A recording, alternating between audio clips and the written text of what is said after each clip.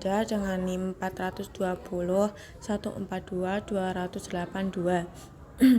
Sebelumnya saya juga ingin meminta maaf karena laptop saya sedang bermasalah. Maka saya tidak bisa mengrekord dengan menggunakan laptop, sehingga saya hanya bisa mengandalkan dari HP. Nah, bisa diketahui jika merekord dengan HP itu tidak bisa. Saya memakai perekam layar. Mohon maaf juga jika gambar saya atau muka saya tidak tertampilkan di video ini. Di sini saya akan mempresentasikan metode numerik resonansi. Yang kedua itu ada daftar presentasi. Nah, apa saja sih daftar presentasi yang akan saya tampilkan? Pertama itu ada tujuan, kedua ada alat dan bahan, ketiga ada teori, keempat ada data pengamatan dan analisis, kelima pembahasan, dan keenam kesimpulan dan daftar pustaka. Selanjutnya tujuan yang saya ambil dari percobaan yaitu pertama memahami gejala resonansi, kedua memahami gelombang bunyi di udara, ketiga memahami asas kerja tabung resonansi, keempat menentukan cepat lambat bunyi di udara. Selanjutnya di sini ada alat dan bahan yang saya gunakan waktu penelitian. Pertama yaitu ada tabung resonansi yang dilengkapi dengan piston, kedua audio frekuensi generator analog, ketiga speaker, dan yang terakhir yaitu kabel penghubung. Nah, selanjutnya itu ada teori. Resonansi itu kan memiliki audio frekuensi generator. Nah, bila audio frekuensi generator itu atau AFG melalui speaker digetarkan di atas tabung resonansi, maka getarannya akan menggetarkan kolom udara di dalam tabung resonansi dengan mengatur panjangnya kolom udara di dalam tabung resonansi. Maka akan terdengar dengan AFG menjadi lebih keras. Ini berarti terjadinya resonansi.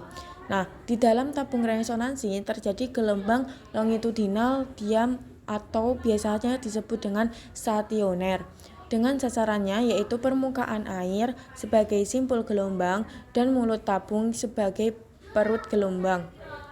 Nah, biasanya kan jika frekuensinya ditambah, maka akan semakin keras dengungan yang akan didengarkan. Nah, sama halnya dengan resonansi. Jika resonansi kan membutuhkan frekuensi yang dengan satuan Hz, semisal 300 Hz, terus kemudian 400 Hz, 500 Hz. Nah, semakin bertambahnya frekuensi itu, maka suaranya yang akan didengar itu semakin keras. Selanjutnya ada data praktikum. Saya mengambil praktikum pertama itu dengan frekuensi 300, kedua 400, ketiga 500, keempat 600, keenam 700, dan terakhir itu 800. Dengan L1, L2 itu yang tertera di data tersebut. Nah, selanjutnya ada analisis. Di sini saya menggunakan metode regulasi. Nah, rumus yang saya gunakan itu I yang pertama di sini itu, yang I pertama saya jadikan sebagai X.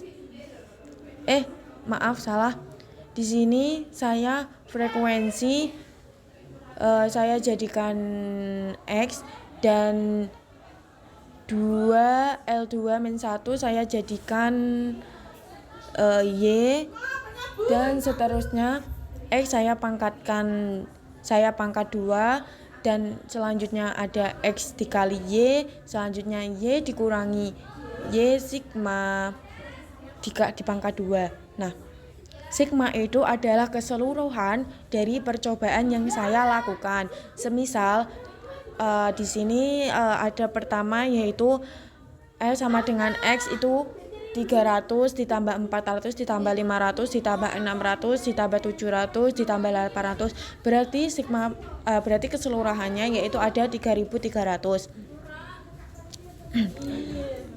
Seperti yang saya perlihatkan di presentasi, bisa dilihat bahwa nilai yang saya hasilkan sebagai berikut.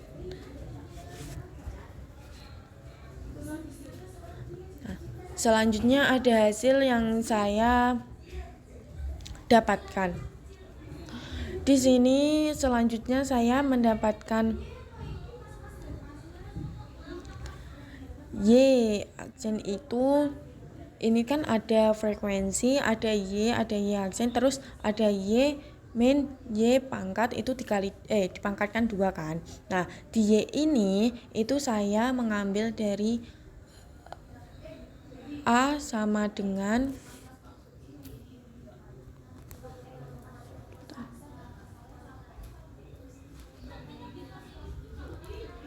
dari sini A sama dengan N sigma dalam kurung X kali Y min sigma X sigma Y bagi N sigma X pangkat 2 min dalam kurung sigma X kurung tutup 2.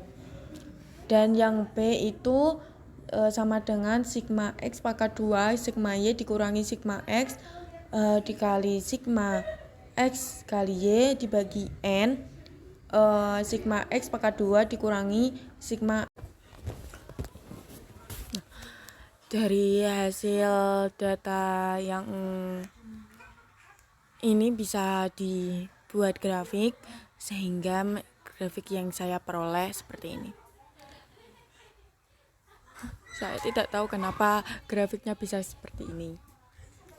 Mungkin karena faktor dari praktikum saya yang kurang teliti, terus ini juga kok bisa menjadi min juga bisa karena faktor itu.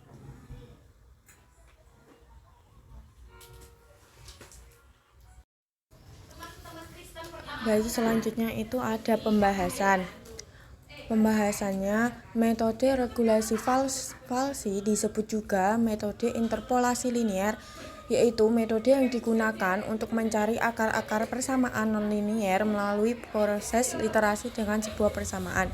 Tadi dapat dilihat dari hasil praktikum yang saya dapat bahwa kita bisa mencari akar-akar persamaan nonlinier menggunakan metode regulasi pada praktikum resonansi dengan menggunakan rumus yang semestinya. Yang terakhir itu ada kesimpulan dan daftar pustaka. Kesimpulan pertama yaitu gejala resonansi adalah gejala ikut bergetarnya suatu benda karena getaran benda lain. Yang kedua yaitu gelombang bunyi di udara adalah gelombang longitudinal memiliki karakteristik arah rambat sejajar dengan arah getarannya. Yang ketiga yaitu rumus cepat rambat gelombang bisa ditulis dengan V sama dengan lambda kali F. Selanjutnya yaitu ada daftar pustaka. Saya mengambil buku itu dari Prof. Yanto DKK 2023, buku panduan praktikum fisika dasar 1, Semarang, Universitas Negeri Semarang. Terima kasih. Mohon maaf jika presentasi saya kurang memuaskan. Saya akhiri. Wassalamualaikum warahmatullahi wabarakatuh.